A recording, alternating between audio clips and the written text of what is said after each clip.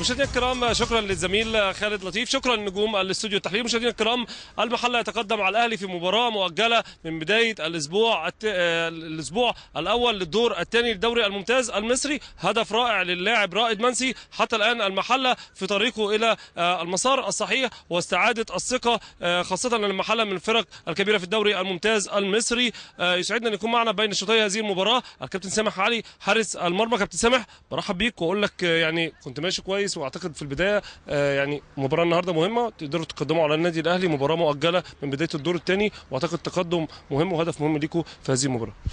بسم الله الرحمن الرحيم. الاول سلمنا على ضيوفنا الكرام اللي في البرنامج. ثانيا الحمد لله رب العالمين، الحمد لله عاملين فتره كويسه جدا الفتره اللي فاتت ديت، اداء كويس الحمد لله الماتشات اللي فاتت. بس هي المشكله بس مش مصادفنا سوء الحظ، مصادفنا سوء الحظ شويه الفتره اللي فاتت. نعمل ماتشات كويسه، نبدا بالاجوان يعني مش ماشيه معانا قوي الحمد لله. بس ربنا كرمنا النهارده الحمد لله باداء كويس. اولا طبعا الحمد لله ربنا كرمنا، وجون جميل جدا جدا لرائد منسي طبعا، رقص بركات وراح على الديفنس حطها وائل جمعه. الحمد لله ما شاء الله ماشيين كويس جدا جدا. السرعه فرق مع وائل جمعه، وائل جمعه حاول يحصله في هو عشان جاي من ورا لقدام الحمد لله ربنا كرمه. والكابتن طبعا وائل جمعه كان بثبات فما لحقش يلحق رائد منسي. الحمد لله ادائنا كويس جدا جدا، وربنا يكرمنا الفتره دي ان شاء الله ونكسب ماتش النهارده، وهي كلها ماتشين كمان يعني ان شاء الله نكسب، بس حتى ماتش فيه وان شاء الله نقعد في الدوري الممتاز ما فيهاش مشكله يعني. بعيدا عن الدوره وبعيدا عن السته اللي تحت والدوره دي ان شاء الله طبعا ما فيهاش كلام ان شاء الله. احنا يعني هدفنا ماتش النهارده طبعا ان احنا ان شاء الله ماتش بماتش ناخده ان شاء الله.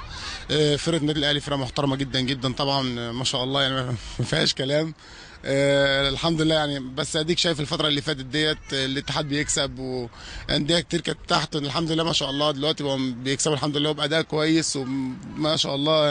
ماتش الاتحاد والزمالك كانوا عاملين اداء كويس جدا جدا الاتحاد برضه، فربنا يكرمنا ان شاء الله ماتش النهارده دوت وناخدها واحده واحده كده ان شاء الله. ماشي كويس السنه دي، واعتقد يعني بعد نص الفروق بدا، بعد كده انت بدات ومشيت كويس ولحد المباراه اللي فاتت كنت كويس، ما بداتش النهارده ليه؟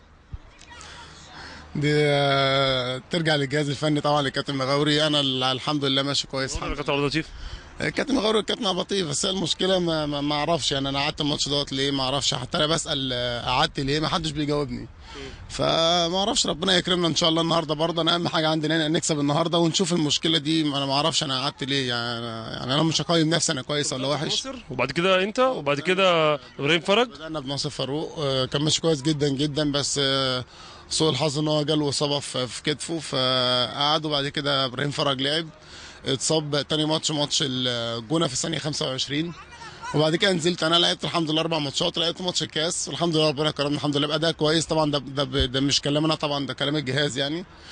حتى الماتش اللي فات برضو مكلميني بعد الماتش ان انا كنت ماشي كويس جدا جدا وكده، بس فجاه ما اعرفش يعني جت فتره كده، جت من يومين 3 ابراهيم فرج رجع من الاصابه اتمرن نزل النهارده، انا مش عارف يعني. بس اهم حاجه عندي ماتش النهارده ان شاء الله ان احنا هناخده ان شاء الله، وبعد كده نتكلم في الموضوع ده ان شاء الله.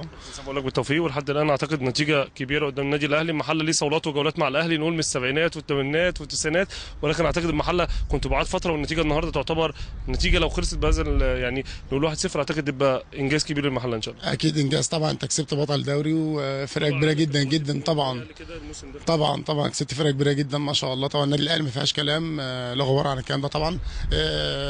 حته 1-0 او 2-0 مش تفرق، المهم المكسب وخلاص، المهم 3 بونت اهم حاجه، وربنا يكرمنا الفتره الجايه ان شاء الله. وسلمنا عليه في البرنامج ان شاء الله.